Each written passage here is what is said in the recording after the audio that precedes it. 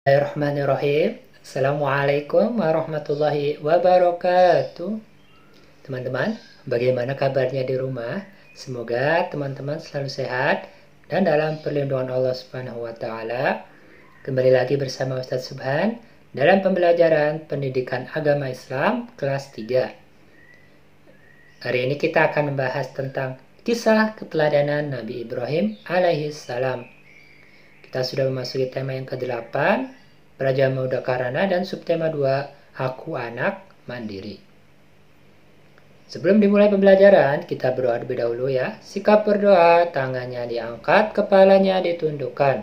Doa sebelum belajar. Bismillahirrahmanirrahim. Rabbi zidni ilman, warzuqni fahman, waj'alni minas solihin. Amin ya rabbal alamin. Nah, kita bahas dulu tema kita ya. Tema kita, Praja Muda Karana, dan subtema 2, Aku Anak Mandiri. Di dalam Al-Quran, surat Ar-Ra'd ayat yang ke-11 yang artinya, sesungguhnya Allah tidak akan merubah keadaan ataupun nasib suatu kaum, sehingga mereka merubah keadaan atau nasib yang ada pada diri mereka sendiri. Ayat ini berkaitan dengan tema kita, yaitu mandiri. Ya, aku anggota pramuka yang mandiri. Anggota pramuka dilatih untuk dapat bekerja secara mandiri. Mandiri berarti tidak menggantungkan kepada orang lain. Nah, berikut ciri-ciri dari mandiri. Yang pertama adalah memiliki kemampuan untuk selalu berusaha berinisiatif dalam segala hal. Yang kedua, memiliki kemampuan mengerjakan tugas yang dipertanggungjawabkan kepadanya. Kemudian, yang ketiga, memiliki kemampuan mengatasi rintangan yang dihadapinya dalam mencapai kesuksesan. Kemudian yang keempat, memiliki keinginan untuk membantu orang lain atau melakukan tindakan yang bermanfaat bagi orang lain dan juga lingkungannya. Nah, itulah ciri-ciri dari sifat mandiri. Selanjutnya kita bahas tentang materi kita, yaitu kisah keteladanan Nabi Ibrahim alaihi salam. Pekan kemarin kita sudah membahas tentang asal-usul dan juga riwayat dari Nabi Ibrahim. Nah, hari ini kita akan belajar tentang keteladanan Nabi Ibrahim. Apa saja keteladanan Nabi Ibrahim? Nah, kita simak.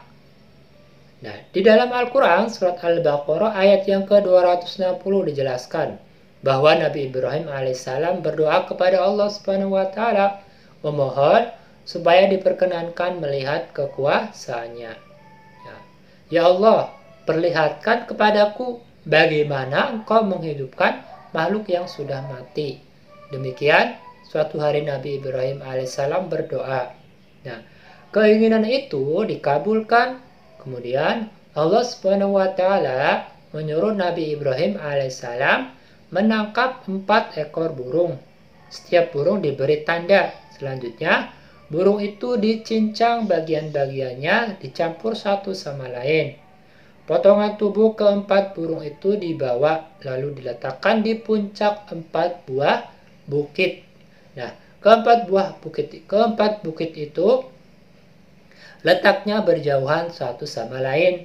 Kemudian Allah Subhanahu wa taala memerintahkan kepada Nabi Ibrahim memanggil burung-burung itu. Dengan izin Allah Subhanahu wa taala, burung-burung itu hidup kembali semuanya utuh seperti sedia kala. Nah, Allah Maha Kuasa atas segala sesuatu. Tidak ada yang sanggup menghalangi kehendaknya. Hanya dengan kata kun atau jadilah. Ya, hal yang dikehendakinya pun pasti terbukti. Nah, Allah Maha Kuasa menghidupkan yang mati. Sangatlah mudah baginya. Lalu Nabi Ibrahim alaihissalam telah melihatnya sendiri. Hatinya makin mantap, keyakinannya makin kuat, dan keimanannya makin hebat. Nah, kemudian setelah peristiwa itu, Nabi Ibrahim akhirnya memberanikan diri untuk berdakwah. Pertama-tama beliau berdakwah kepada ayahnya yang bernama Azar. Nah, Azar tidak hanya membuat patung, tetapi ia juga menyembah patung. Nah, sebelum berdakwah kepada penduduk Babilonia, Nabi Ibrahim alaihissalam harus menyadarkan dulu ayahnya. Berdakwah kepada ayahnya itu tidaklah mudah, karena ayahnya tetap bersikukuh dengan keyakinannya. Nah, usaha Nabi Ibrahim ini sudah maksimal. Lalu Allah Subhanahu wa taala, hanya Allah Subhanahu wa taala yang menentukan. Nah, sebagai anak, Nabi Ibrahim ingin menyelamatkan ayahnya. Tetapi sikap ayahnya yang keras, yang selalu menolak ajaran Allah Subhanahu wa taala, nah, membuat Nabi Ibrahim sedih. Lalu sikapnya tetap teguh untuk menyadarkan pesan-pesan Allah Subhanahu wa taala. Meskipun ayahnya keras, Nabi Ibrahim tetap tidak mundur ya, tetap semangat untuk menyadarkan ayahnya. Lalu setelah itu, setelah ayahnya, Nabi Ibrahim lalu memberanikan diri ke raja pada waktu itu namanya Raja Namrud. Raja Namrud adalah raja yang sangat zalim, sangat kejam. Nah, Raja Namrud ini memerintahkan dengan sangat kejam. Semua harus taat, tidak boleh melawan. Jika ada yang melawan, nyawa taruhannya. Nah, rakyat hidup bagaikan budak. Nah, keadaan ini tidak membuat Namrud puas. Ia merasa dirinya layak disembah. Ia ingin dipertuhankan. Ia berpikir, rakyat pasti mau menyembahnya. Patung-patung saja yang tidak bernyawa saja disembah. Apalagi raja yang sangat berkuasa. Nah, lalu selanjutnya Nabi Ibrahim menunjukkan kelemahan dari patung. Nah, Nabi Ibrahim berdakwah tak kenal lelah. Tetapi penduduk Babilonia menolak dengan keras. Mereka tetap pada keyakinannya menyembah patung-patung yang mereka buat sendiri. Nah, namun Nabi Ibrahim tidak kehilangan akal. Nah, Nabi Ibrahim punya rencana. Barangkali penduduk Babilonia memerlukan bukti.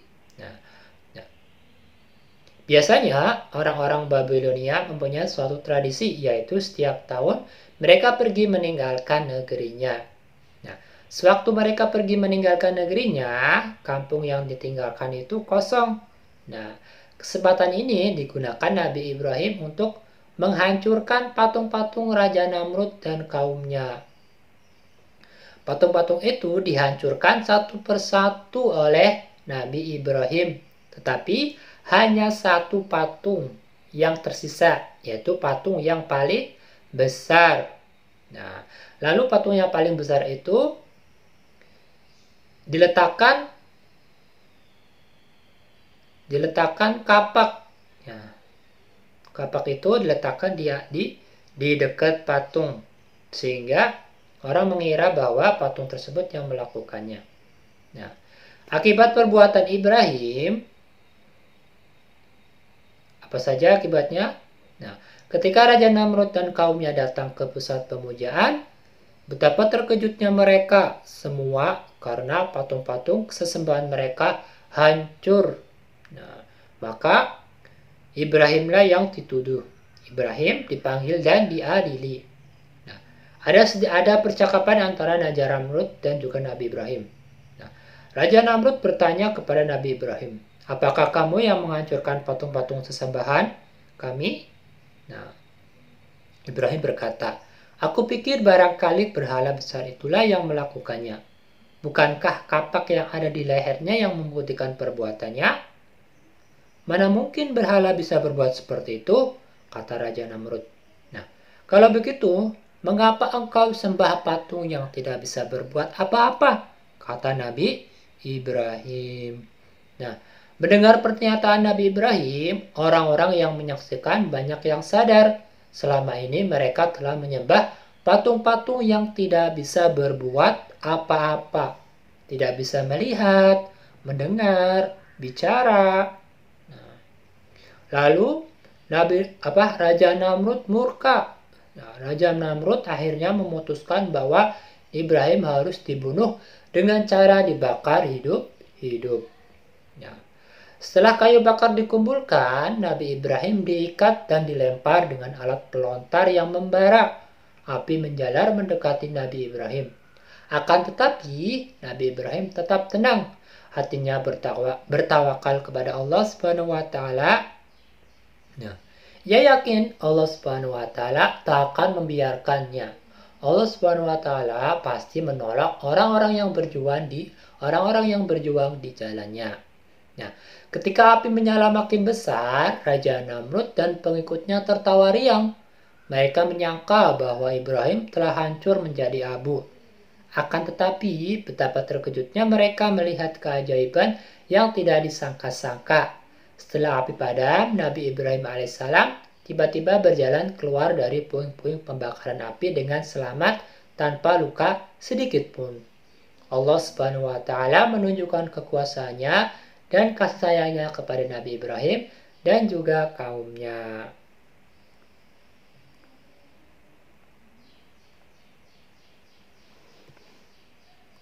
Nah, itulah teman-teman cerita dari Nabi Ibrahim ya. Selanjutnya untuk proyek di rumah ada 2 proyek ya. Yang pertama, rangkumlah poin-poin penting dari kisah teladan Nabi Ibrahim alaihissalam di buku tulismu ya. Rangkuman yang penting-penting saja ya teman-teman, tidak usah semuanya. Kemudian yang kedua, tuliskan apa saja hikmah yang bisa diambil dari kisah keteladanan Nabi Ibrahim alaihissalam. Nah, dokumentasikan berupa foto. Nah, kirimkan semua pekerjaanmu ke classroom masing-masing. Selamat mengerjakan, semoga mudah ya. Insyaallah mudah. Nah, terima kasih teman-teman, pembelajaran kita sudah tuntas. Mohon maaf ya jika penyampaiannya kurang berkenan ya, ucapan minta maaf. Kita tutup pembelajaran hari ini dengan membaca doa bersama-sama. Bismillahirrahmanirrahim. Alhamdulillahirrabbilalamin. Segala puji bagi Allah Tuhan semesta alam. Assalamualaikum warahmatullahi wabarakatuh.